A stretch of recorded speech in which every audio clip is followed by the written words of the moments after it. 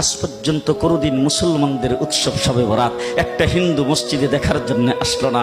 মুসলমানদের উৎসব শবে কদর একটা হিন্দু কোনোদিন চাওয়ার জন্য আসলো না। মুসলমানদের উৎসব রমজান মাসের রোজা একটা হিন্দু কোনোদিন তোমার সাথে সমাজ করার জন্য রাখলো না। একটা হিন্দু কোনোদিন তোমার ঈদের নামাজে আসলো না। একটা হিন্দু কোনোদিন তোমার সাথে জুমার নামাজে অংশগ্রহণ করলো না, তোমাকে দেখার জন্য পর্যন্ত আসলো না।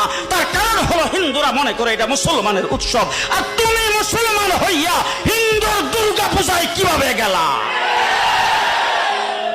তোমার কি হয়ে গেল? তোমার কি লজ্জা শরম তুমি ধুয়ে ফেলে দিয়েছো? তোমার কি কোনো লজ্জা শরম নাই? তোমার কি কোনো লজ্জা শরম নাই? আবার কি সুন্দর বলতেছ, ধর্ম যার যার উৎসব সবাই।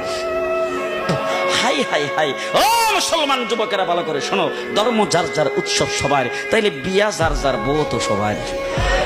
যে বিয়ে যার যার বউ সবার, পুষ্কুনি